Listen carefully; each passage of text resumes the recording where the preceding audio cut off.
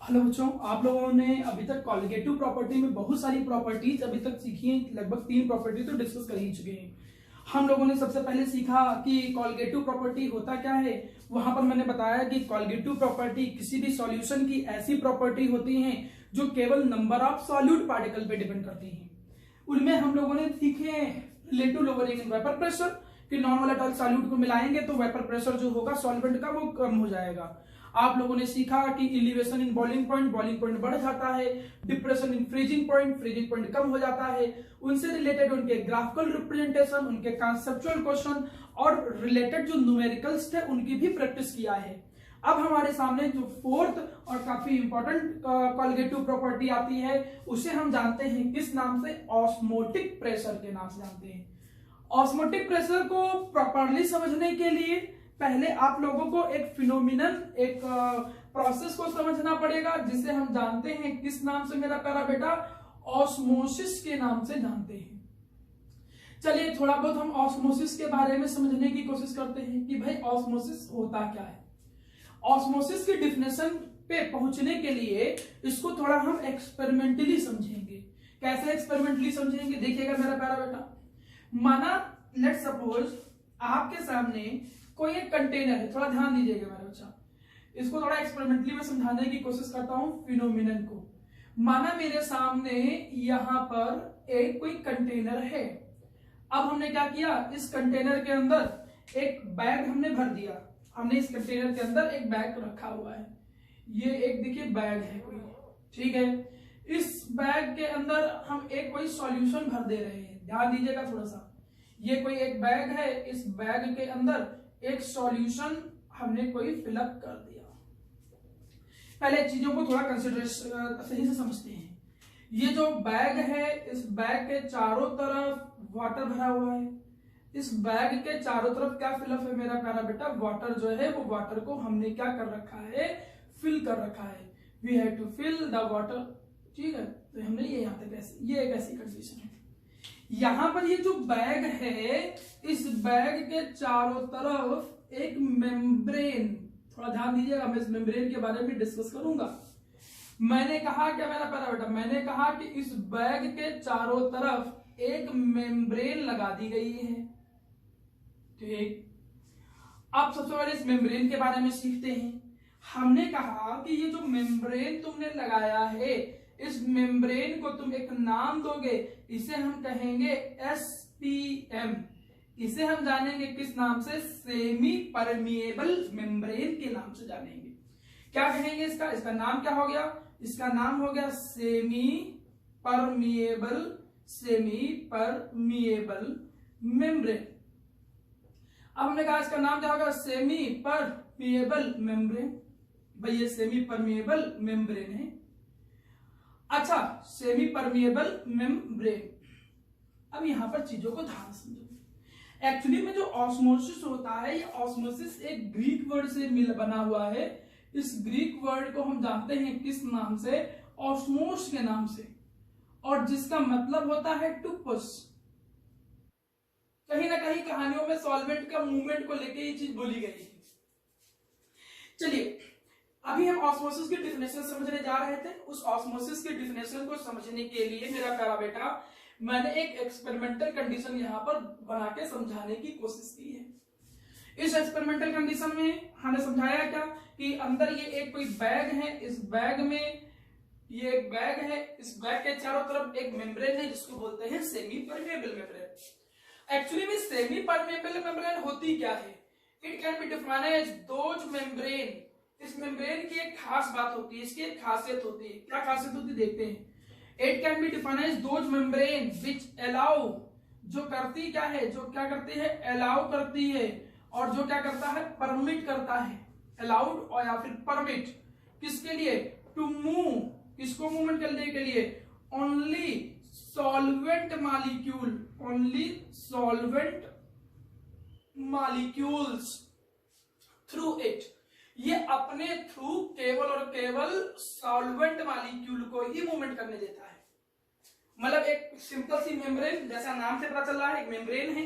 ये मेम्ब्रेन करेगा क्या, ये मेम्ब्रेन अपने थ्रू केवल और केवल सॉल्वेंट के मॉलिक्यूलों को ही पास होने देगा। इसके पोर्स इतने छोटे होते हैं। अब एक्चुअली मैं अगर इसमें सेमी परमेबल मेम्ब्रेन को सही तरीके से डिवाइड करूं तो इसको दो तरीके से डिवाइड कर सकते हैं। एक तो हम कह सकते हैं कि जो नेचुरल अकरिंग होते हैं, बहुत सारे नेचुरली पाए जाते हैं, नेचुरल अकरिंग मेम्ब्रेन हो गई, और कुछ होती हैं जिनको हम क्या करते हैं आर्टिफिशियली बनाते हैं, कुछ होती हैं जिनको हम आर्टिफिशियली बनाते भी हैं, आर्टिफिशियल मेम्ब्रेन।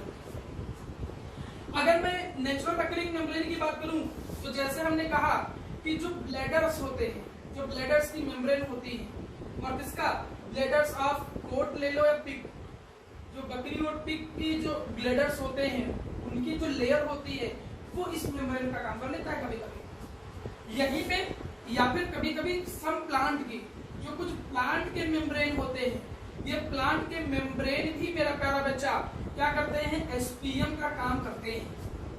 लेकिन समस्या क्या है कि ये जो नेचुरल मेम्ब्रेन होते हैं वो बहुत अच्छे से काम नहीं कर पाते हैं, क्योंकि नेचुरल मेम्ब्रेन बहुत अच्छे से काम नहीं कर पाते हैं, इसलिए हम आर्टिफिशियल मेम्ब्रेन बनाते हैं। आर्टिफिशियल मेम्ब्रेन में जैसे कि एग्जांपल के तौर पे मैं बोलूं, माना आपने कॉपर सल्फेट को, ध्यान दीजिए, माना आपने कॉपर सल्फेट को रिएक्ट कराया किसके साथ, पोटेशियम फेरोसाइनाइड के साथ। आपने कॉपर सल्फेट को पोटेशियम फेरोसाइनाइड के साथ रिएक्ट कराया, क्लियर। जब आप रिएक्ट कराते हो then you have to get, आपको यहाँ पर मिलेगा क्या, यहाँ पर आपको मिलेगा कॉपर फेरोसाइनाइड, आपको क्या मिलेगा कॉपर फेरोसाइनाइड, आपको यहाँ पर मिलेगा you have to get copper ferrocyanide. आपको ये मिला, ये एक्चुअली में एक जेलेटेनियस, ये एक जेल की फॉर्म में, ये एक जेलेटेनियस मेम्ब्रेन के तौर पे काम करता है, ये एक जेलेटेनियस मेम्ब्रेन के तौर पे काम करता है। मतलब क्या है कि माना मेरे सामने कोई एक मेम्ब्रेन है, ध्यान देना, माना मेरे सामने कोई मेम्ब्रेन है, इसमें पोर्स हैं, ये छोटे छोटे पोर्स। होगा क्या कि इस पोर्स के पास ये जो कॉपर फेरोसाइनाइड है, इस कॉपर फेरोसाइनाइड के जो जेलेटेनियस, जो कॉपर फेरोसाइनाइड की जेलेटेनियस सब्सटेंस बना है, ये इसके चारों तरफ कलेक्ट हो जाएगा, एक लेयर बना देगा। लेकिन समस्या क्या है कि ये कॉपर फेरोसाइनाइड की जो जेलेटिनस लेयर होती भी है, ये लेयर मेरा बच्चा एक्चुअली में काफी थिन होती है, काफी थिन होने के कारण और वीक होने के कारण, काफी थिन और वीक होने के कारण हम करते क्या है, इसके अंदर एक और प्रोसेस अपनाते हैं जिसको बोलते हैं इलेक्ट्रो डिपोजिशन। हम यहाँ पर एक प्रोसेस अपनाते हैं इलेक्ट्रो डिपोजिशन, और उस इलेक्ट्रो डिपोजिशन से ये जो लेयर इसके ऊपर गई है उसको हम और थिक करते हैं और उसको मजबूत भी बनाते हैं, तब जाके ये मेम्ब्रेन जो होता है ये एक अच्छे आर्टिफिशियल सेमी परमेबल मेम्ब्रेन का काम करता है। आप दिमाग में बैठा लो कि सेमी परमेबल मेम्ब्रेन की डिफिनेशन, उसके टाइप ये नहीं बोर्ड में आता है, ये तो मैंने केवल समझाने के लिए बता दिया। बस आपको अगर सेमी परमेबल मेम्ब्रेन वाइवा के तौर पे कहीं पूछता भी है तो इतनी चीज याद रहनी चाहिए, क्या याद आनी चाहिए कि सेमी परमेबल मेम्ब्रेन की एक खास बात होती है, और खास बात ये होती है कि वो अपने थ्रू केवल और केवल सॉल्वेंट के मॉलिक्यूल को ही पास होने देता है, केवल सॉल्वेंट के मॉलिक्यूल को पास होने देगा, ना तो सॉल्यूशन ना तो सॉल्यूट, केवल सॉल्वेंट के मॉलिक्यूल को ही पास होने देगा। चलिए एक्सपेरिमेंट पे आते हैं। एक्सपेरिमेंट में हमने देखा क्या मेरा बच्चा, एक्सपेरिमेंट में हमने देखा कि इसके अंदर हम लोगों ने किया क्या था, थोड़ा ध्यान दीजिएगा। इसके अंदर हम लोगों ने एक काम किया था कि शुगर सॉल्यूशन भर रखा था, इसके अंदर हम लोगों ने एक काम किया था कि शुगर सॉल्यूशन फिल कर रखा था, we had filled the sugar solution. यहाँ पर इसके अंदर मेरा बच्चा क्या भरा हुआ था, शुगर सॉल्यूशन जो था वो शुगर सॉल्यूशन भरा हुआ था। मैंने यहाँ पर बना दिया कि यहाँ पर क्या भरा था, शुगर सॉल्यूशन भरा। ठीक, कुछ टाइम के बाद, आफ्टर सम टाइम, मतलब आफ्टर सम टाइम हम लोग ऑब्जर्व क्या करेंगे, आफ्टर सम टाइम हम लोग ये ऑब्जर्व करेंगे कि ये जो अंदर का बैग है, ध्यान देना, ये समझा रहा हूं मेरा अच्छा। हमने कहा कि कुछ टाइम के बाद आप ऑब्जर्व क्या करोगे कि ये अंदर का जो बैग था जिसके चारों तरफ सेमी परमेबल मेम्ब्रेन लगी हुई थी और जिसके अंदर ये सॉल्यूशन भरा हुआ था, ध्यान दीजिएगा फिर से, इस सॉल्यूशन में, इसके अंदर जो सॉल्यूशन भरा हुआ था, चारों तरफ था क्या मेरा बच्चा, वाटर, चारों तरफ भरा क्या हुआ था, नॉर्मल वाटर भरा हुआ था। हमने ऑब्जर्व क्या किया मेरा प्यारा बेटा, हमने ऑब्जर्व ये किया कि इस सॉल्यूशन का जो लेवल है, मैंने क्या बोला कि इस सॉल्यूशन का जो लेवल है वो क्या देखा गया, वो इंक्रीज होता देखा गया कि सॉल्यूशन जो है पहले यहां तक भरा हुआ था, अचानक सॉल्यूशन का जो लेवल है वो इंक्रीज होना स्टार्ट हो गया। ये सॉल्यूशन का लेवल जो है वो ऐसे इंक्रीज हो गया। अच्छा तुम मुझे एक चीज तुम खुद ही बताओ मेरा बेटा, अब बाहर से तो हमने कुछ मिलाया नहीं, बाहर से तो मैंने कुछ ऐड नहीं किया, जब बाहर से तुमने कुछ ऐड नहीं किया और तब ये सॉल्यूशन का लेवल इंक्रीज हुआ है, इसका सीधा सा मतलब है कि ये जो मॉलिक्यूल है वाटर के, ये जो मॉलिक्यूल है वाटर के, ये इस सॉल्यूशन के अंदर जा रहे हैं। गलत तो नहीं बोला, ये वाले जो मॉलिक्यूल है ये सॉल्यूशन के अंदर जा रहे हैं। यही जो फिनोमिनन है, इसी फिनोमिनन का एक नाम दिया गया, इसको नाम दिया गया ऑस्मोसिस। मतलब मैं तुमसे ये पूछूं कि ऑस्मोसिस है क्या, तो देखो यहाँ पर दिख क्या रहा है कि वाटर के मॉलिक्यूल अंदर जा रहे हैं। क्या ये जो वाटर के मॉलिक्यूल हैं, इन वाटर के मॉलिक्यूल को मैं सॉल्वेंट कह सकता हूं? भाई इसके लिए, इस सॉल्यूशन के लिए तो सॉल्वेंट ही। अंदर ये जो भरा हुआ है ये क्या है, अंदर जो भरा हुआ है ये क्या है, सॉल्यूशन। मतलब मैं अगर ऑस्मोसिस को डिफाइन करूं, ऑस्मोसिस को डिफाइन करने की कोशिश करूं, तो ऑस्मोसिस की डिफिनेशन क्या बन के आ रही है, it can be defined as the process. ये है क्या मेरा प्यारा बेटा, एक प्रोसेस है। किस चीज की प्रोसेस है, प्रोसेस ऑफ मूवमेंट। ये किस चीज की प्रोसेस है, प्रोसेस ऑफ मूवमेंट, मूवमेंट है ये। और किसका, movement of solvent particles, movement of solvent particles. जो सॉल्वेंट के पार्टिकल्स हैं वो मूवमेंट कर रहे हैं। और किस तरह मूवमेंट कर रहे थे, देखो सॉल्वेंट के मॉलिक्यूल किधर मूवमेंट कर रहे थे, सॉल्यूशन की तरफ। तो ये जो है ये एक प्रोसेस है, किस चीज की प्रोसेस है, मूवमेंट का। किसका movement, movement of solvent particle.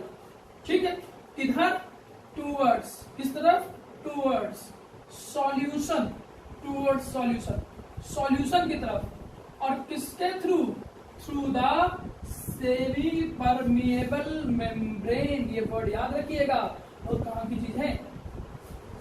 मतलब एक्चुअली में तुमसे अगर कोई पूछता है कि ऑस्मोसिस बताओ क्या होता है, तो हम कहेंगे कि ऑस्मोसिस का मतलब होता है मूवमेंट।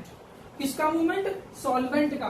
किसकी तरफ, सॉल्यूशन की तरफ। तो जो सॉल्वेंट के मॉलिक्यूल सॉल्यूशन की तरफ मूवमेंट करके जा रहे हैं, इसी प्रोसेस को तुम एक नाम देते हो, जिसे हम कहते हैं किस नाम से मेरा प्यारा बेटा, that is known as osmosis. यहीं पे अगर मैं कंडीशन बदलूं मेरा प्यारा बेटा, मैं माना दो सेम सॉल्यूट के, दो सेम सॉल्यूट का अलग अलग कंसंट्रेशन के दो सॉल्यूशन भर दूं, और बीच में मैं क्या लगा दूं, एसपीएम। ध्यान देना, बीच में हमने क्या लगा दिया है, एसपीएम। हमने कहा कि फॉर एग्जांपल ये क्या है, एसपीएम, ये क्या है, एसपीएम। हमने मेरा प्यारा बेटा बोला कि इधर भी भैया सॉल्यूशन है, इधर भी एक सॉल्यूशन है, इधर भी एक सॉल्यूशन है, और सॉल्यूशन इस साइड भी है, दोनों साइड सॉल्यूशन है। ये नहीं कह रहे कि कुछ अलग है, सॉल्यूशन इधर भी है और सॉल्यूशन इस तरफ भी है। बस हमने कहा क्या कि ये जो पहले इधर वाला सॉल्यूशन है, इसका कंसंट्रेशन C1 और इसका कंसंट्रेशन C2, और हम कंसीडर करके क्या चल रहे हैं कि C2 जो है वो मोर कंसंट्रेटेड है, C2 इज मोर कंसंट्रेटेड। ये ज्यादा कंसंट्रेटेड है भाई, ध्यान दो, ये ज्यादा कंसंट्रेटेड है किसके कंपैरिजन में, देन C1। मतलब जरूरी नहीं कि ऑस्मोसिस केवल ऐसा ही दिखे कि सॉल्वेंट केवल सॉल्यूशन की तरफ जाए ना। हमने अगर एक कंडीशन ऐसी भी ऑब्जर्व की कि दो सेम सॉल्यूशन लिया, सेम सॉल्यूशन का मतलब शुगर सॉल्यूशन ही ले लिया दोनों तरफ, लेकिन कंसंट्रेशन अगर अलग अलग है, तो ऐसी कंडीशन में भी देखा गया, क्या देखा गया कि सॉल्वेंट के जो मॉलिक्यूल हैं, ऐसी कंडीशन में भी देखा गया कि जो सॉल्वेंट के मॉलिक्यूल है, ये कौन है, ये सॉल्वेंट। क्या देखा गया, ये सॉल्वेंट के मॉलिक्यूल जो हैं वो भाग रहे हैं, और किसकी तरफ, हाइयर कंसंट्रेशन की तरफ। किसकी तरफ, हाइयर कंसंट्रेशन की तरफ। मतलब मैं उस डिफिनेशन को दो तरीके से डिफाइन कर सकता हूं। या तो तुम ये बोलो मेरा प्यारा बेटा, या तो तुम ये बोलो कि सॉल्वेंट के जो पार्टिकल्स हैं वो सॉल्यूशन की तरफ जा रहे हैं थ्रू द एसपीएम। या फिर क्या कहो आप, या फिर ये भी कह सकते हो it can be defined as the process, process किसका, प्रोसेस ऑफ द मूवमेंट, और किसका, movement of solvent, process of the movement of solvent particles, जो सॉल्वेंट पार्टिकल्स हैं उनका मूवमेंट कहां, from lower concentration, from lower concentration, from lower concentration to higher concentration, from lower concentration to higher concentration. और एक बात हमेशा बोलनी पड़ेगी, ये बात आपको बोलनी ही पड़ेगी, क्या, कि through the semi permeable membrane, through the semi permeable membrane, ये बात नहीं भूलना है आपको, मेम्ब्रेन। अब देख मेरा बेटा, अब इन दोनों डिफिनेशन में से जो तुमको डिफिनेशन अच्छी लगती हो उस डिफिनेशन को आप लिख लीजिए या याद कर लीजिए। ये 1 मार्क्स में डिफिनेशन पूछी जाती है एग्जाम, तुमसे पूछा जाएगा ऑस्मोसिस क्या है। हम ऑस्मोसिस की कोई भी डिफिनेशन बोल दें। ऑस्मोसिस एक प्रोसेस होता है जिनमें सॉल्वेंट के मॉलिक्यूल सॉल्यूशन की तरफ मूवमेंट करते हैं थ्रू द एसपीएम, या फिर सॉल्वेंट के मॉलिक्यूल लो कंसंट्रेशन से हाई कंसंट्रेशन की तरफ जाते हैं एसपीएम के थ्रू। एसपीएम क्या है, एक ऐसी मेम्ब्रेन जिससे केवल सॉल्वेंट के ही मॉलिक्यूल मूवमेंट कर पाए, that membrane through which only solvent molecule can pass. 2 तरीके का समझाया, आर्टिफिशियल, नेचुरल। ठीक है, आर्टिफिशियल में देखिए आपने एक एग्जांपल समझा, ये तो नहीं पूछा जाता है, बस ऑस्मोसिस को आपको समझने की जरूरत थी। तो अब ऑस्मोसिस की डिफिनेशन क्लियर है, एटलीस्ट ये तो क्लियर ही होगा कि ऑस्मोसिस एक प्रोसेस है किस चीज का, मूवमेंट का। किसका मूवमेंट, सॉल्वेंट का, या तो सॉल्यूशन की तरफ या तो लोअर टू हायर कंसंट्रेशन की तरफ, और थ्रू द एसपीएम होना चाहिए। जब इतनी बात तुम लोगों को समझ में आ गई कि भैया ऑस्मोसिस क्या होता है, ऑस्मोसिस को हमने थोड़ा सा डिफाइन भी कर दिया, इतनी चीज समझ लेने के बाद मेरा प्यारा बेटा यहां पर कुछ चीजों को थोड़ा सा आगे बढ़ाता हूं और समझाने की कोशिश करता हूं। हम इस जगह पे ऑस्मोसिस को 2 तरीके से एक्सप्लेन कर सकते हैं, टाइप ऑफ ऑस्मोसिस। मैं ऑस्मोसिस को 2 तरीके से भी समझ सकता हूं, एक क्लासिफाई, और ये क्लासिफिकेशन मैं एग्जाम्पल के थ्रू करने की कोशिश करूंगा। मतलब मैं ऑस्मोसिस को अगर समझूं तो ऑस्मोसिस को हम कह सकते हैं, एक हम नाम दे सकते हैं इंडो ऑस्मोसिस, एक हम नाम दे सकते हैं इंडो ऑस्मोसिस, और एक नाम दे सकते हैं जिसे हम कह सकते हैं एक्सो ऑस्मोसिस। मैं ऑस्मोसिस को 2 हिस्सों में बांट सकता हूं, एक को मैं कह सकता हूं इंडो ऑस्मोसिस और एक को कह सकता हूं एक्सो ऑस्मोसिस। अब चलो ये एग्जांपल लेके चलता हूं, समझने की कोशिश करूंगा। जैसे हमने कहा कि भाई कंटेनर लिया, दोनों के लिए हमने एक एग्जांपल माना, ठीक है, ध्यान देना, दोनों के लिए हमने एक एग्जांपल लिया, दोनों में हमने क्या किया, एक एक कंटेनर ले लिया, ठीक है, ये कंटेनर ले लिया। इस पर रिलेटेड क्वेश्चन आता है, कॉन्सेप्चुअल क्वेश्चन, ध्यान दीजिएगा, मैं बता दूं, ठीक है, इसको ध्यान से। ये आया, अब दोनों में हमने क्या किया कि एग ले लिया, ध्यान सुनना, हमने दोनों में क्या ले लिया, एग ले लिया, एग का मतलब अंडा, ठीक है, दोनों हमने क्या ले लिया, मतलब अच्छा एक एग ले लिया, अंडा ले लिया। एक लिक्विड पहले बनेगा, नहीं तो अंडा तो नीचे आ जाएगा ना, अभी लिक्विड बना हुआ, ये मान चलना, ठीक है। इसमें सबसे पहले हमने क्या किया मेरा बच्चा, इसमें ध्यान देना, इसमें हमने क्या कहा कि इसमें आपने बाहर की तरफ क्या भर के रखा है, प्योर वाटर। इसमें आपने क्या कर रखा है, बाहर की तरफ प्योर वाटर भर के रखा है, यह है to fill the pure water. समझो भी, अभी क्या समझ में आ जाए, आपने यहाँ पर क्या भर के रखा है, प्योर वाटर भर के, और इसमें आपने क्या किया है, ब्राइन सॉल्यूशन। इसमें आपने क्या भर के रखा हुआ है, ब्राइन सॉल्यूशन। ब्राइन सॉल्यूशन का मतलब NaCl का कंसंट्रेटेड सॉल्यूशन क्या दिया है, ब्राइन सॉल्यूशन, मतलब बोले तो NaCl का कंसंट्रेटेड सॉल्यूशन, यह to fill the brine solution. Clear, ये इतनी कहानी समझ में आ जानी चाहिए, ठीक। अच्छा, ये जो एग लिया था, इस एग के बारे में बता दूं, इसका जो बाहर आउटर मोस्ट कैल्शियम कार्बोनेट की लेयर होती है उसको पहले आप HCl में डुबो के हटा दोगे, ठीक है। Remove the layer of the calcium carbonate bye dissolving it into the hydrochloric acid, वो रिएक्ट करके हटा देगा। और जो अंदर एग का पार्ट होगा, एग की जो बाहर की व्हाइट कलर की लेयर होगी, वो SPM का काम करेगा। मतलब इसकी जो बाहर की लेयर होगी वो इस तरीके से कैसा काम करेगा, SPM। और ये एक्चुअली में है क्या, दोनों ये दोनों एग है, ये दोनों है क्या, एग। ठीक, अब देखा क्या गया, ऑब्जर्व क्या किया गया।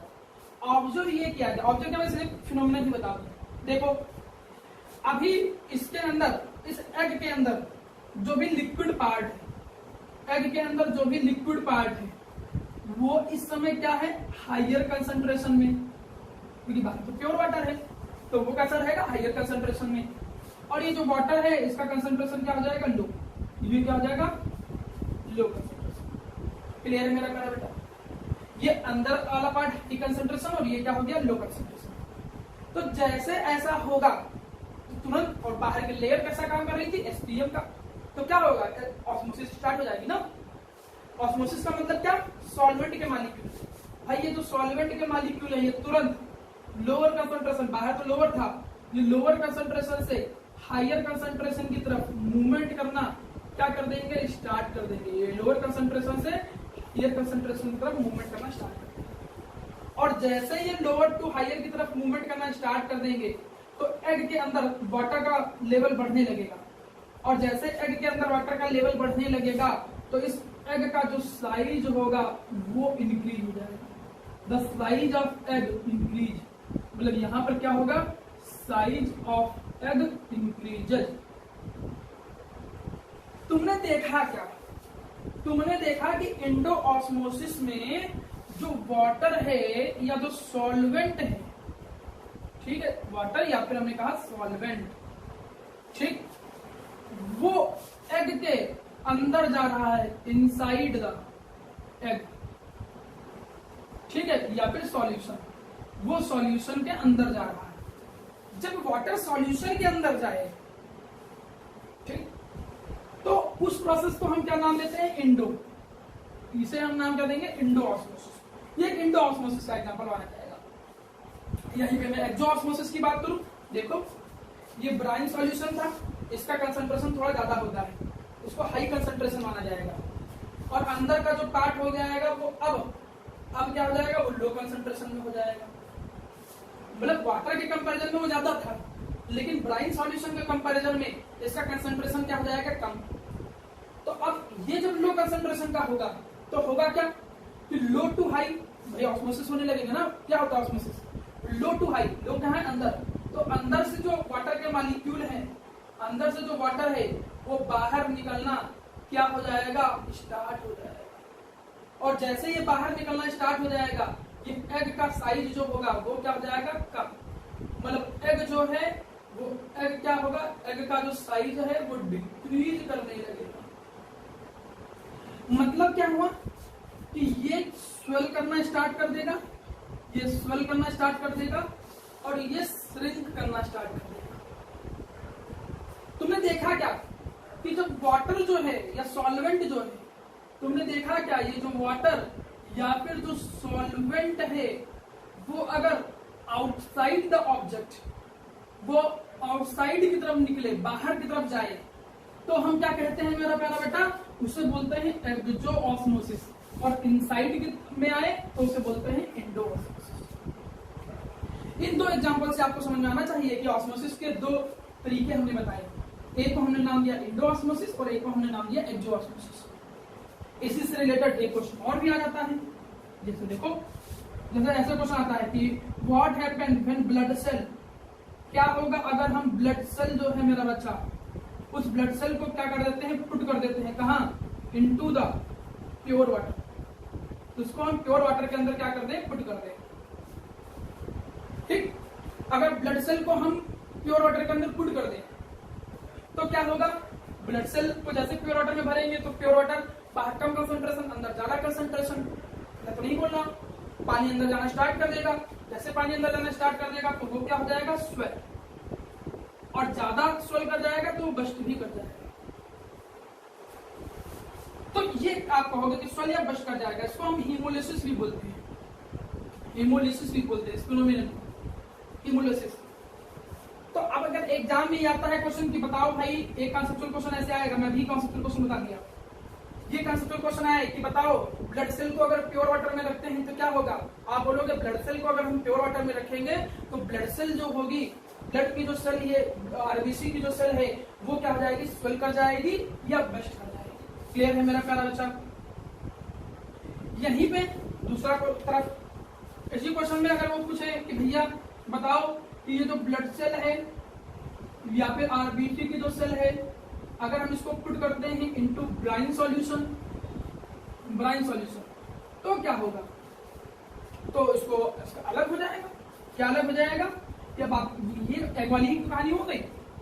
जैसे ब्राइन सॉल्यूशन में भरे, बाहर कंसंट्रेशन ज्यादा, अब कंसंट्रेशन बाहर ज्यादा और ब्लड सेल के अंदर कम, तो मॉलिक्यूल कहाँ कम से बाहर ज्यादा तरफ निकलेंगे, तो अंदर कम है बाहर ज्यादा, तो सॉल्वेंट के मॉलिक्यूल या वाटर जो होगा वो ब्लड सेल से बाहर निकलने लगेगा, और जैसे ब्लड सेल से बाहर निकलने लगेगा तो वो श्रिंक कर जाएगा।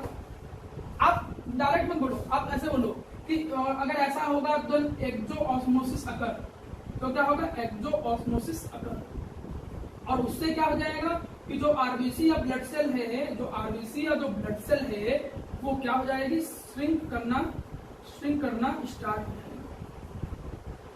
ठीक है, तो वो श्रिंक करना क्या हो जाएगी मेरा प्यारा बच्चा, स्टार्ट हो जाएगी। तो ये आपको पता होना चाहिए। तो हमने अभी क्या सीखा, कुछ छोटे छोटे सब। ऑस्मोसिस क्या होता है, ऑस्मोसिस एक प्रोसेस है, एक फिनोमिनन है। कौन सी प्रोसेस फिनोमिनन है, मूवमेंट का, सॉल्वेंट का, किसी तरफ सॉल्यूशन की तरफ, या फिर lower to higher. Semi permeable membrane क्या होता है। ऑस्मोसिस को दो टाइप सीखे तुमने, इंडो ऑस्मोसिस और एक्सो ऑस्मोसिस। क्लियर है। इनसे रिलेटेड कॉन्सेप्चुअल क्वेश्चन भी सिखाया। ब्लड सेल को प्योर वाटर में रखेंगे तो क्या होगा, सोलिया बस्ट कर जाएगा, ब्राइन सॉल्यूशन में रखेंगे तो क्या होगा, श्रिंक कर जाएगा। ठीक है, इसको प्लाज्मोलिसिस भी कहते हैं। चलिए इतनी चीज आप थोड़ा नोट डाउन कीजिए तो आगे स्टार्ट करता हूं। अब देखिए बेटा, यहां तक की चीजें समझने के बाद हम लोग अब टॉपिक पे आएंगे ऑस्मोटिक प्रेशर पे। ठीक, लेकिन ऑस्मोटिक प्रेशर पे जाने से पहले आप लोग एक काम करो, थोड़ा सा ऑस्मोसिस और एक फिनोमेनन होता है जिसको हम जानते हैं किस नाम से, डिफ्यूजन। एक प्रोसेस होता है जिसको हम जानते हैं किस नाम से, डिफ्यूजन के नाम से। इन दोनों के बीच में एक थोड़ा सा बेसिक डिफरेंस है, एग्जाम में आता नहीं है डायरेक्टली कभी डायरेक्ट, लेकिन तब भी आपको पता होना चाहिए, बुक या रेफरेंस में दे रखा होता है। डिफ्यूजन सुना होगा, जब दो गैस आपस में क्या होने लगती है, मिक्स होने लगती है, तो उसको डिफ्यूजन बोलते हैं। Mixing of two particles simultaneously with each other. अच्छा, यहाँ डिफिनेशन को और अच्छा बनाने के लिए चाहो तो इसमें स्पॉन्टेनियस वर्ड बोल दो, क्योंकि अपने आप ही एक बार होती है प्रोसेस, स्पॉन्टेनियस मूवमेंट, ज्यादा अच्छा लगेगा। अदान ऑस्मोसिस और डिफ्यूजन की अगर हम बात करें तो ऑस्मोसिस में एसपीएम जैसी चीज, मतलब सेमी परमेबल मेम्ब्रेन जो होता है, ये रिक्वायर्ड होता है। मैं शॉर्टकट समझा दे रहा हूँ, इसकी हमें क्या मतलब होती है, जरूरत, रिक्वायर्ड। और इसमें एसपीएम की कोई रिक्वायरमेंट नहीं होती, नो एसपीएम रिक्वायर्ड। इसमें सेमी परमेबल मेम्ब्रेन की कोई भी रिक्वायरमेंट नहीं होती है। एक बात ये, ऑस्मोसिस जो होता है ये एक तरीके से यूनिडायरेक्शनल है। यूनिडायरेक्शनल का मतलब केवल सॉल्वेंट के मॉलिक्यूल ही लोअर टू हायर की तरफ मूवमेंट करते हैं। इसमें दोनों तरफ के पार्टिकल आराम से मूवमेंट कर सकते हैं, दोनों साइड, मतलब इसमें बाई डायरेक्शनल मोशन होता है। इसमें बाई डायरेक्शनल होता है, ये क्या होता है, बाई डायरेक्शनल मोशन होता है। इसमें जो मूवमेंट होता है सॉल्वेंट का, जनरली मूवमेंट होता है, आप कहोगे इसमें जो मूवमेंट होता है वो लोअर कंसंट्रेशन से हायर कंसंट्रेशन की तरफ होता है, और डिफ्यूजन जो होता है ये हायर कंसंट्रेशन रीजन से किस तरफ होता है मेरा बच्चा, लोअर कंसंट्रेशन रीजन की तरफ, लोअर कंसंट्रेशन रीजन। अभी मैं सिखाऊंगा, क्या सिखाऊंगा कि ऑस्मोसिस को स्टॉप कर सकते हैं और रिवर्स कर सकते हैं, स्टॉप और रिवर्स। लेकिन इसको हम स्टॉप या रिवर्स नहीं कर सकते। ऑस्मोसिस जो होता है वो जनरली लिक्विड्स के लिए होता है, लिक्विड्स के लिए जनरली होता है। ये क्या होता है, ये liquid as well as gas के लिए, ये liquid as well as gas के लिए। तो ऑस्मोसिस और डिफ्यूजन के बीच में एक थोड़ा सा स्लाइट डिफरेंस दिख रहा है। डिफ्यूजन का मतलब दो गैस को रूम में छोड़ दिया, आपस में मिक्स होने लगी, डिफ्यूजन प्रोसेस। तो डिफ्यूजन में एसपीएम की कोई जरूरत नहीं है। डिफ्यूजन दोनों तरफ से पार्टिकल का मूवमेंट होता है। डिफ्यूजन में हायर कंसंट्रेशन से लोअर कंसंट्रेशन की तरफ चीजें जाती हैं। डिफ्यूजन में ये तो बाई डायरेक्शनल हो गया। डिफ्यूजन जो होता है उसको स्टॉप या रिवर्स नहीं कर सकते हैं। डिफ्यूजन गैस के लिए साथ साथ लिक्विड का भी होता है, और जो ऑस्मोसिस है वो केवल लिक्विड में होता है। तो जी इतना समझ लेने के बाद अब हम एक मुद्दे पे आते हैं। इस मुद्दे को समझने के लिए जो मेन हेडिंग है हम वहां पे आते हैं, जिसका नाम क्या है, that is known as osmotic pressure. इसका नाम क्या है मेरा बच्चा, ऑस्मोटिक प्रेशर। हम इस ऑस्मोटिक प्रेशर को रिप्रेजेंट करेंगे किससे, पाई से। We have to represent the osmotic pressure with the help of pi. लेकिन ऑस्मोटिक प्रेशर को प्रॉपर्ली समझने के लिए हम एक एक्सपेरिमेंट आपको सामने बता रहे हैं, उस एक्सपेरिमेंट पर हम आते हैं। ध्यान दो, आंसर आप लोग ही दीजिएगा। हमने कहा प्यारा बेटा, माना आपके सामने ये कोई कंटेनर है। इस कंटेनर में बीचों बीच में तुमने क्या लगा दिया, एसपीएम लगा दिया। एसपीएम बोले तो सेमी परमेएबल मेम्ब्रेन। तुमने यहाँ पर क्या लगा दिया, एसपीएम। एसपीएम बोले तो सेमी परमेएबल मेम्ब्रेन। मैं तुमसे एक बात बोलूं, मैं तुमसे कहूं क्या, मैं तुमसे ये कहूं कि इस एसपीएम में एक इधर सॉल्यूशन हमने भर दिया। We had to fill the solution on this side. आपने इस तरफ क्या कर दिया, सॉल्यूशन को भर दिया। कोई भी सॉल्यूशन आपने भर दिया, हमने कहा माना शुगर सॉल्यूशन भर दिया, और आपने दूसरी साइड भी एक सॉल्यूशन भर दिया। आपने इस तरफ भी सॉल्यूशन भर दिया। बस दोनों सॉल्यूशन में अंतर क्या है कि अगर इसका कंसंट्रेशन C1 है और इसका C2 है, तुमने ये मान के चला कि C2 ज्यादा है और C1 कम है। ये तुम मान के चलो ये लेस कंसंट्रेशन है, ये लेस कंसंट्रेटेड है, और ये क्या है, हाइयर कंसंट्रेटेड है। ये लेस कंसंट्रेटेड है और ये क्या है, हाइयर कंसंट्रेटेड। अब मैं ऐसी सिचुएशन बना दूं, तुम लोगों से पूछूं कि बताओ क्या होगा, आपको बस ये कौन सी बड़ी बात है, होगा क्या, होगा क्या, मतलब वही ऑस्मोसिस स्टार्ट हो जाएगा। क्यों कहेंगे सर, एसपीएम है ही। अब ऑस्मोसिस में सॉल्वेंट के मॉलिक्यूल है ना, सॉल्वेंट के वो lower to higher, the molecule of solvent जो होंगे वो लोअर टू हायर कंसंट्रेशन की तरफ मूवमेंट करना स्टार्ट कर देंगे। जो सॉल्वेंट के मॉलिक्यूल है वो लोअर टू हायर मूवमेंट करना क्या कर देंगे, स्टार्ट कर देंगे। ऑस्मोसिस स्टार्ट हो जाएगी। ये तो नॉर्मल चीज समझ वाले की ऑस्मोसिस ऐसे स्टार्ट हो जाएगी। लेकिन बेटा अगर हमने इस ऑस्मोसिस को रोकना हो तो हमने यहां पर माना एक पिस्टन लगा दिया। ध्यान देना, हमने यहां पर क्या लगा दिया बच्चा, एक पिस्टन लगा दिया। ये मैंने यहां पर एक पिस्टन लगा दिया है। ये जो पिस्टन हमने लगाया है प्यारा बेटा, ध्यान देना, ये जो पिस्टन हमने लगाया है प्रेशर एक्सर्ट करने के लिए। इससे हम कर क्या सकते हैं मेरा प्यारा बेटा, इससे हम एक्सटर्नल प्रेशर अप्लाई कर सकते हैं। We can apply external pressure. ये यहां से बाहर से हम क्या कर सकते हैं, एक्सटर्नल प्रेशर अप्लाई कर सकते हैं। मैं बाहर से एक्सटर्नल प्रेशर अप्लाई कर सकते हैं। जो भी प्रेशर लगाओगे वो प्रेशर यहाँ लगेगा, और वो केवल लगेगा ही नहीं, वो यूनिफॉर्मली डिस्ट्रीब्यूट हो जाएगा। याद करो क्लास 11th में, ठीक है, 11th में फिजिक्स में पढ़ा था पास्कल लॉ। पास्कल लॉ क्या कहता था फिजिक्स में कि whenever you have to apply the pressure, ठीक है, whenever you have to apply the pressure into the enclosed fluid and incompressible fluid, जो कंप्रेस ना हो पाए, जो कंप्रेस ना हो पाए और जो क्लोज है, अगर आप किसी भी क्लोज और इनकम्प्रेसिबल फ्लूइड पे प्रेशर एक्सर्ट करते हो, then that pressure will be uniformly and undiminishedly spread, या फिर क्या हो जाएगा कि वो पूरे सॉल्यूशन में बिखर जाएगा। पास्कल लॉ को अगर मैं समझाने की कोशिश करूं तो ये हुआ कि तुम अगर प्रेशर किसी भी इनक्लोज्ड और इनकम्प्रेसिबल फ्लूइड पे लगाते हो तो वो प्रेशर यूनिफॉर्मली डिस्ट्रीब्यूट हो जाएगा थ्रू आउट द फ्लूइड। मतलब जो प्रेशर तुम लगा रहे हो वो प्रेशर यहाँ के साथ साथ तो हर जगह पे लगेगा, वो प्रेशर यूनिफॉर्मली डिस्ट्रीब्यूट हो जाएगा सब तरफ। अब देखना बेटा होगा क्या, ऑस्मोसिस हो रहा था, तुमने थोड़ा सा प्रेशर लगाया, ये मॉलिक्यूल प्रेशर इधर से भी लगेगा, ये जो ब्लैक कलर के वाले पार्टिकल्स हैं ये ब्लू को रोकने की कोशिश करेंगे, नहीं रोक पा रहे, प्रेशर और ज्यादा किए तुमने, थोड़ा सा और प्रेशर लगाया, और प्रेशर लगाए एक्सटर्नल प्रेशर, तो इधर से और प्रेशर लगना स्टार्ट हो गया, और अब रोकने की कोशिश और करेंगे मॉलिक्यूल। लेकिन बेटा कोई ना कोई तो वो एक्सटर्नल प्रेशर की वैल्यू आएगी ना, एक ऐसे एक्सटर्नल प्रेशर की वैल्यू आएगी, वो एक्सटर्नल प्रेशर जो लग किस तरफ रहा है, सॉल्यूशन की तरफ, या लग किधर रहा है, हायर कंसंट्रेशन की तरफ, जो करेगा क्या, जो ऑस्मोसिस को स्टॉप कर दे, उस एक्सटर्नल प्रेशर को हम एक नाम देंगे, that is known as osmotic pressure. मतलब ऑस्मोटिक प्रेशर हुआ क्या, ऑस्मोटिक प्रेशर एक्चुअली में है क्या, ये एक एक्सटर्नल प्रेशर है, ध्यान दो बेटा, ये है क्या, ये एक एक्सटर्नल प्रेशर है।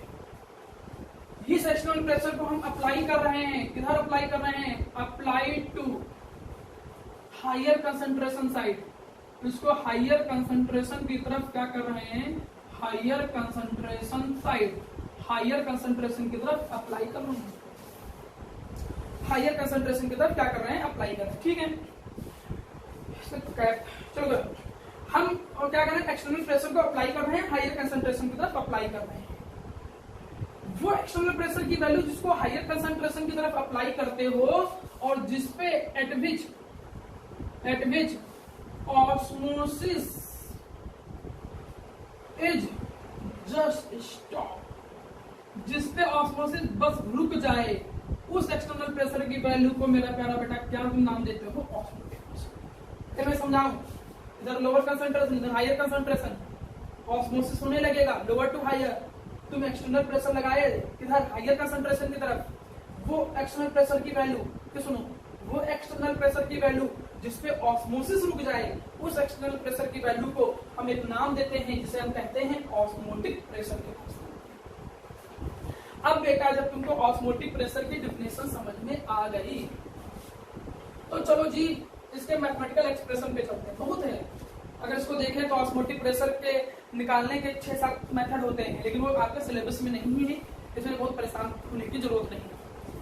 हम सीधे उस मुद्दे पे आते हैं जो आपके बोर्ड के पॉइंट ऑफ व्यू से इंपॉर्टेंट है, जो आपको कॉन्सेप्ट आना चाहिए, ठीक है।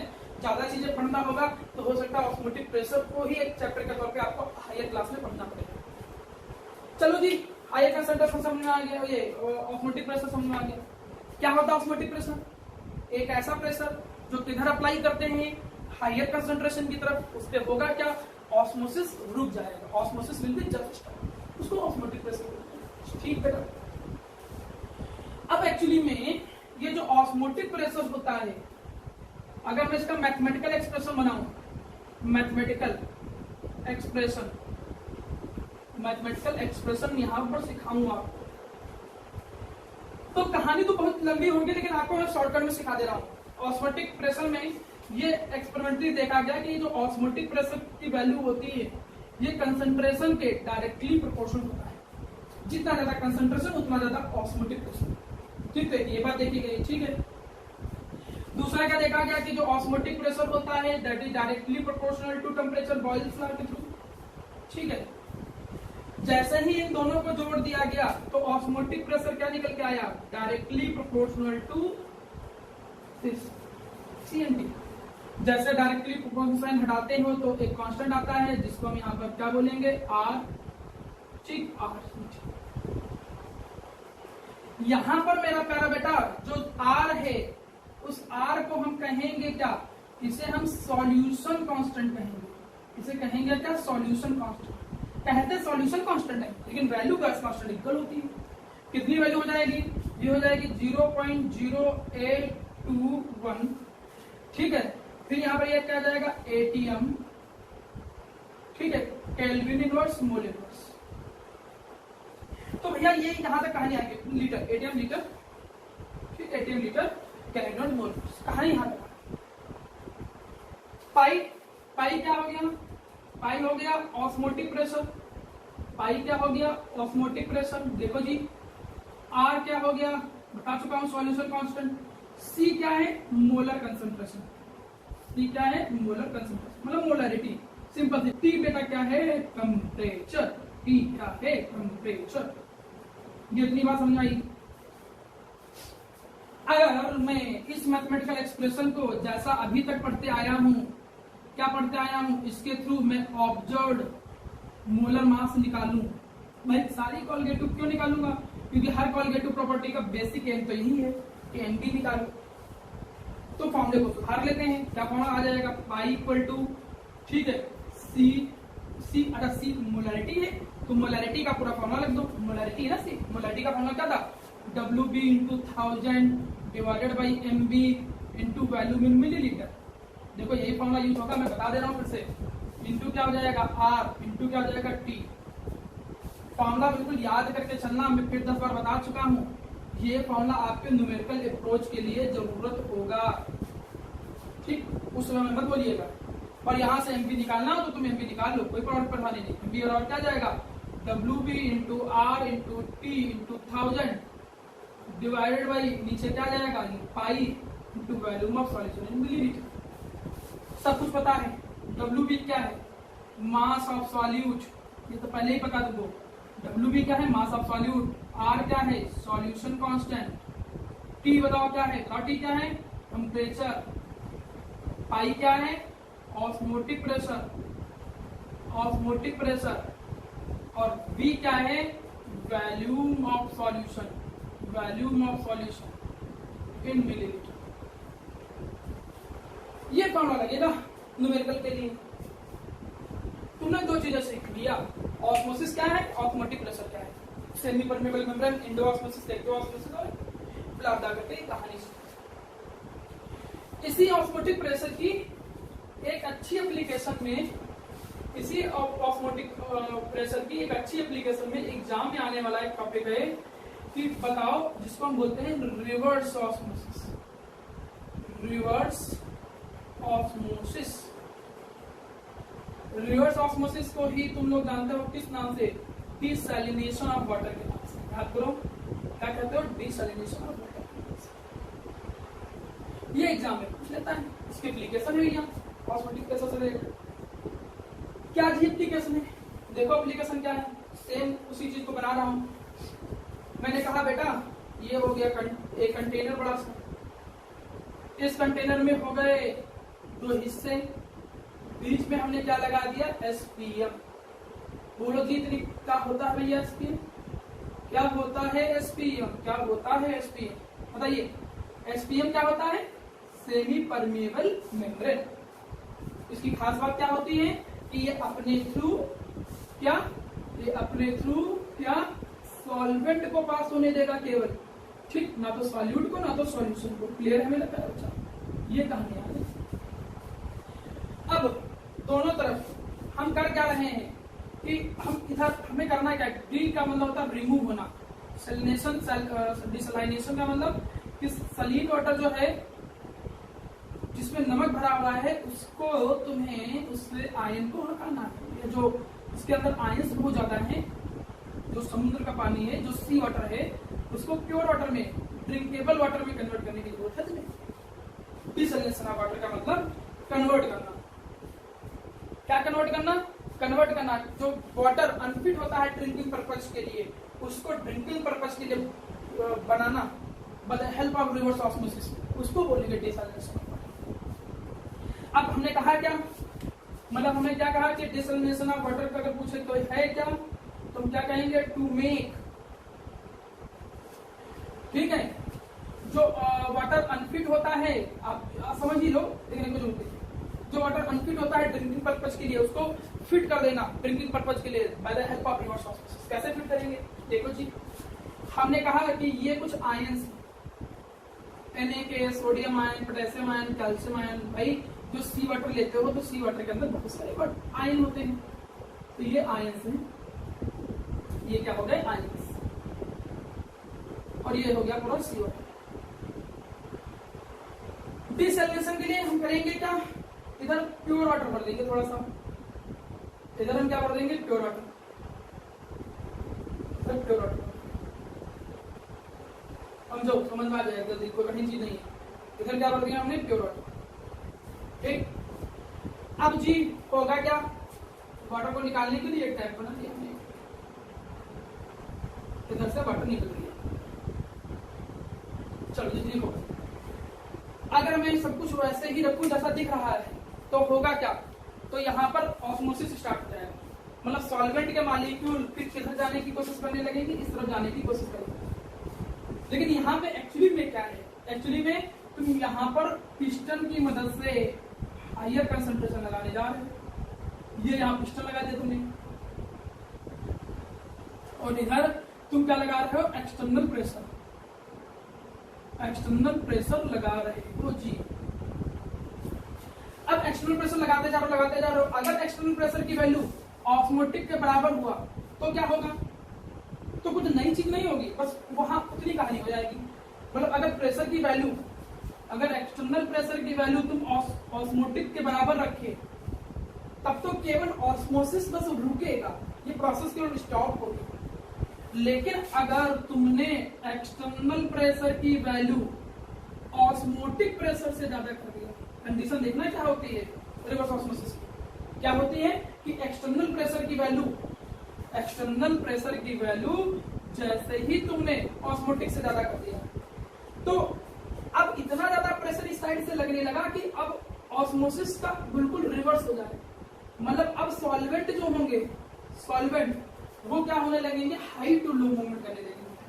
मतलब रिवर्स ऑस्मोसिस में होगा क्या कि व्हेन वी अप्लाई, जब तुम क्या करते हो, अप्लाई करते हो एक्सटर्नल प्रेशर क्या greater than osmotic pressure, then तो क्या होता है सॉल्वेंट, तो क्या होता है मेरा बच्चा, जो सॉल्वेंट होते हैं वो स्टार्ट करने लगते हैं क्या, टू मूव, कहां से कहां, from higher concentration to higher concentration to lower concentration. मतलब तुम्हें ऑस्मोसिस का उल्टा मिलेगा भैया, और उसी को बोलेंगे रिवर्स ऑस्मोसिस। जो आरो सुनते हो घरों में ना, तो वही है रिवर्स ऑस्मोसिस। अब यहाँ पर क्या होगा कि इधर से जो प्योर वाटर होगा वो इधर आने लगेगा, और प्योर वाटर तुमको क्या मिलने लगेगा, कलेक्ट होकर मिलने लगेगा। देखो इस सी वाटर में से तुमने प्योर वाटर को क्या कर ले रहे हो, एक्सट्रैक्ट। ये एक खास रिवर्स ऑस्मोसिस की एप्लीकेशन। तो रिवर्स ऑस्मोसिस क्या होता है, अगर ये पूछे तो ये कहानी ध्यान रखना, ये पूरा बोलना कि अगर एक्सटर्नल प्रेशर ऑस्मोटिक प्रेशर से ज्यादा कर देते हैं तो सॉल्वेंट के molecule higher to lower movement करने लगते हैं, और इस प्रोसेस को बोलते हैं क्या है, डिसैलिनेशन ऑफ वाटर के नाम से जानते हैं। ये सब बातें बहुत अच्छे से दिमाग में तुम्हारे बेटा क्लियर है। इतनी चीजें हो जाने के बाद चलो जी इसके थोड़े कॉन्सेप्चुअल क्वेश्चन और न्यूमेरिकल अप्रोच पे आते हैं, पहले इतना जल्दी से समझो। ठीक,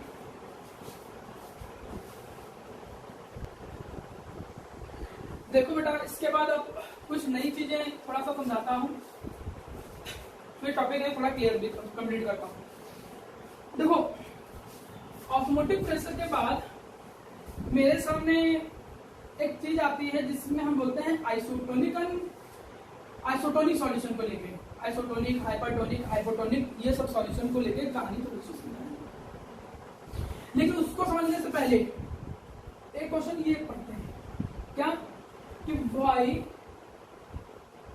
osmotic pressure, why osmotic pressure, ये अच्छा क्वेश्चन है, कभी कभी वाइवा में भी पूछ दिया जाता है, एग्जाम में आ जाता है, काफी अच्छा question. Why osmotic pressure is better method to find, या बेटर मेथड या better colligative property, better colligative property in comparison to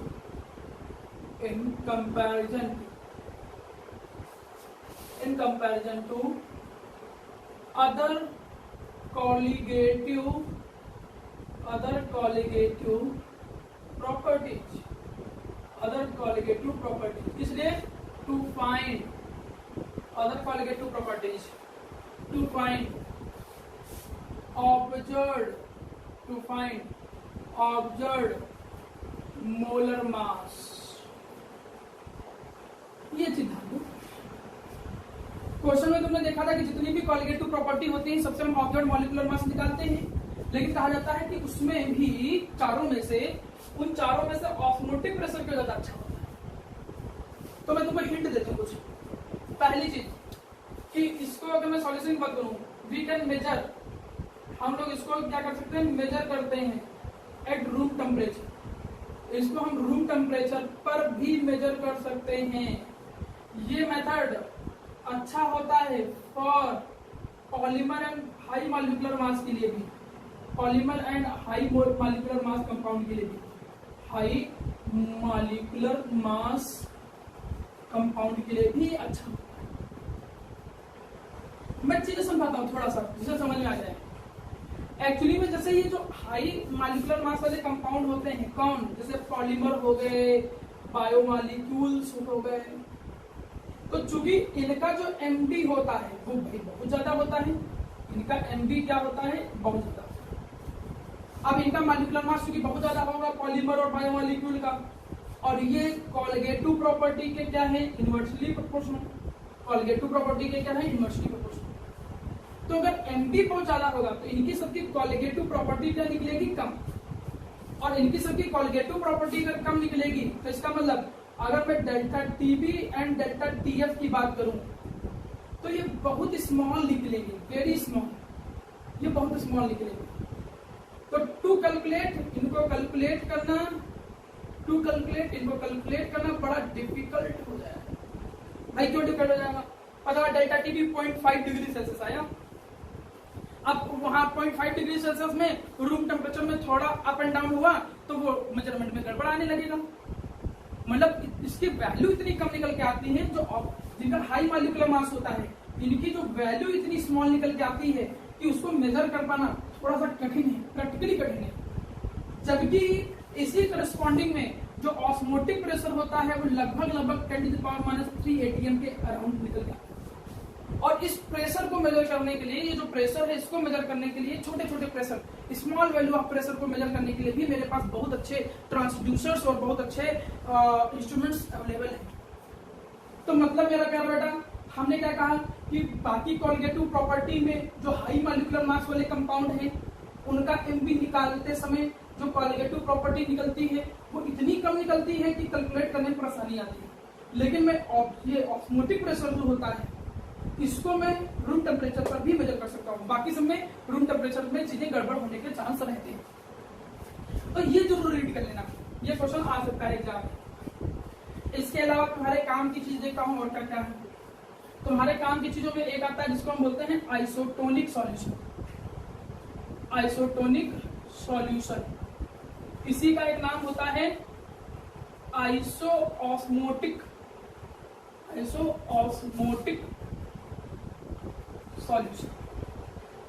नाम से पता चला भैया, ऑस्मोटिक का मतलब सेम ऑस्मोटिक प्रेशर हो, वो नाम आ जाए तो बहुत ही आसान। आप क्या कहोगे कि अगर माना दो सॉल्यूशन है, 2 और मोर देन 2 सॉल्यूशन, 2 और more than 2 solution will be isotonic. वो क्या होंगे, वो आइसोटोनिक होंगे मेरा बच्चा if their osmotic pressure value, osmotic if their osmotic pressure values are same. मतलब समझ में क्या है कि अगर दो सॉल्यूशन हैं, ध्यान दो रे बेटा, अगर दो सॉल्यूशन हैं, दोनों सॉल्यूशन में हमने क्या कहा, ये H1 सॉल्यूशन, ये H2 सॉल्यूशन, अगर दोनों सॉल्यूशन के जो ऑस्मोटिक प्रेशर है इसकी वैल्यू सेम है या फिर उन दोनों का कंसंट्रेशन सेम है, क्यों, क्योंकि ऑस्मोटिक प्रेशर तो कंसंट्रेशन के डायरेक्टली प्रोपोर्शनल है ना, वही चीज। या तो क्योंकि बाकी जो चीजें होती हैं R और T ये कांस्टेंट माना जाता है, ठीक, एक पर्टिकुलर टेम्परेचर पे। तो किसी भी दो सॉल्यूशन का अगर ऑस्मोटिक प्रेशर सेम है या कंसंट्रेशन सेम है तो उन सॉल्यूशन को हम क्या बोलेंगे, आइसोटोनिक सॉल्यूशन बोलेंगे। नहीं क्या बोलेंगे, आइसोटोनिक सॉल्यूशन। और अगर इफ नॉट इक्वल, अगर हमने कहा इफ नॉट इक्वल, अगर इक्वल नहीं है तो भाई क्या होगा, कोई एक ज्यादा होगा कोई एक कम होगा। हमने मान लिया ऐसा, किसी एक का ऑस्मोटिक प्रेशर ज्यादा होगा किसी एक का कम होगा। तो जिसका ऑस्मोटिक प्रेशर ज्यादा होगा वो सॉल्यूशन जिसका ऑस्मोटिक प्रेशर ज्यादा होता है उसको कहते हैं हाइपरटोनिक सॉल्यूशन। उसको क्या कहते हैं? हाइपरटोनिक सॉल्यूशन कहते हैं। और जिसका ऑस्मोटिक प्रेशर जो होता है वो लेस होता है उसको क्या बोलते हैं? हाइपोटोनिक सॉल्यूशन बोलते हैं। उसको क्या बोलते हैं? Hypotonic solution. अब इनकी न्यूमेरिकल अप्रोच पे जाने से पहले ये छोटी छोटी चीजें जो बता दे रहा हूं ये भी सीख लो, एक नंबर में आ जाता है कभी कभी। इसके अलावा जैसे कि एक क्वेश्चन ये भी आता है, ये भी काफी क्वेश्चन पूछा जाता है कि right the biological importance of osmosis. आप ऑस्मोसिस की बायोलॉजिकल इंपॉर्टेंस बताइए। जब आप बुकलेट या थ्योरी जो भी मैं स्टडी मटेरियल दूंगा उसमें बहुत अच्छे से सारे पॉइंट वाइज लिखे हुए, यहाँ पे मैं कुछ बेसिक पॉइंट ला दे रहा हूँ। जैसे इन ह्यूमन बीइंग्स में भी हम ऑस्मोटिक प्रेशर के कॉन्सेप्ट को यूज करते हैं। ये देखो कहाँ का, जैसे तुम एक चीज समझो, माना जो हम मेडिसिन जो भी लिक्विड मेडिसिन अपनी बॉडी में इंजेक्शन की फॉर्म में इंजेक्ट करते हैं, एक चीज तुम खुद सोचो, अगर वो हमारे ब्लड प्लाज्मा या जो ब्लड सॉल्यूशन है उसके साथ आइसोटोनिक ना हो, कंसंट्रेशन सेम ना हो, भाई कंसंट्रेशन बदलेगा अगर अंदर का तो होगा क्या? ब्लड सेल या तो श्रिंक करेगी या तो स्वेल कर जाएगी। तो दोनों कंडीशन में तो वही काम तमाम हो जाएगा। तो सीधी सी बात है कि जो भी अपने चीज हम लिक्विड इंजेक्ट कर रहे हैं that should be isotonic with our blood solution. तो हम लोग करते क्या है कि जो भी हम लिक्विड करते क्या है, इंजेक्ट करते हैं इनसाइड द बॉडी, ठीक है, वो लगभग उसका कंसंट्रेशन 0.9% ऑफ NaCl के इक्वल होता है ब्राइन सॉल्यूशन के, जो कि ब्लड प्लाज्मा ब्लड सॉल्यूशन के इक्वलेंट होता है। मतलब that solution should be isotonic. जिसको भी आप बॉडी के अंदर इंसर्ट कर रहे हो वो सॉल्यूशन जो होना चाहिए शुड बी आइसोटोनिक होना चाहिए बेटा, नहीं तो समझ लो क्या होगा। ये बात एक चीज। इसी के अंदर से कई कॉन्सेप्चुअल क्वेश्चन निकलते हैं, जैसे कि एक कंडीशन आती है जिसको हम बोलते हैं इडिमा। ये इडिमा कंडीशन क्या है? इसमें क्या होता है कि जैसे जो पर्सन या पीपल, जो पर्सन क्या करते क्या है, जो बहुत सॉल्टी फूड इंटेक करते हैं, जो बहुत सॉल्टी फूड इंटेक करते हैं वो सॉल्टी सॉल्यूशन ले लेते हैं। तो सॉल्टी सॉल्यूशन में होगा क्या? वो जो कंसंट्रेशन आयंस का इंक्रीज हो रहा है ब्लड के अंदर, ठीक है, जो ब्लड के अंदर सॉल्यूशन इंक्रीज हो रहा है या जो टिश्यूज है उनके अंदर जो कंसंट्रेशन इंक्रीज हो रहा है, उस कंसंट्रेशन के बढ़ने से ऑस्मोटिक प्रेशर की वैल्यू बढ़ेगी। और ऑस्मोटिक प्रेशर को न्यूट्रलाइज करने के लिए वो टिश्यूज होंगे वो एक्स्ट्रा वाटर एब्जॉर्ब करते हैं। तो उससे क्या होता है कि वाटर जो होता है, ठीक है, वो स्टार्ट हो जाता है, start move inside the tissues, जिससे वो टिश्यूज क्या होने लगती है? स्वेल करने लगती है, वो मोटापा जैसा आने लगता है। इस कंडीशन को हम एक नाम देते हैं बेटा, जिसे हम कहते हैं एडिमा। यही सेम कंडीशन उसमें हो गया कि जो डॉक्टर्स होते हैं वो जिनको ब्लड प्रेशर की परेशानी होती है उनको सॉल्टी फूड खाने से मना करते हैं। क्यों? क्योंकि सॉल्टी फूड खाएंगे तो ऑस्मोटिक प्रेशर की वैल्यू ज्यादा हो जाएगी, वो प्रॉब्लम करेगा। और भी बहुत सारी एप्लीकेशंस हैं इन प्लांट्स में बहुत सारी एप्लीकेशन है। प्लांट्स में क्या होता है कि ये जो भी वाटर एंड मिनरल, जो भी वाटर और मिनरल्स, ठीक है, टेकन बाय प्लांट, जो वाटर और मिनरल प्लांट लेते हैं, ठीक है, ये जो भी लेते हैं वाटर और मिनरल वो कहीं ना कहीं ऑस्मोसिस फिनोमिनन के थ्रू ही, ऑस्मोसिस फिनोमिनन के कॉन्सेप्ट के थ्रू ही। क्लियर? इंडस्ट्री में यूज देख लो, इंडस्ट्री में यूज अभी आपने पढ़ा था एक desalination in water of sea water. तो आप देख रहे हो कि कई सारे यूजेस जो है वो आपके सामने लिखे हैं।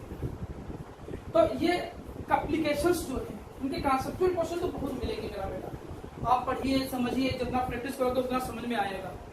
मैं एक दो न्यूमेरिकल्स के थ्रू इसके न्यूमेरिकल्स की अप्रोच भी सिखा देता हूँ और उसके बाद इस टॉपिक को कवर करता हूँ। बाकी जब हमारा आमने सामने का जो लेक्चर्स होगा और जो भी आप सीखोगे, जो भी आपको बुकलेट के थ्रू और जो डाउट प्रॉब्लम सॉल्विंग जो भी क्लास लेंगे उनसे कॉन्सेप्ट और अच्छा क्लियर होगा। ठीक है, देखिए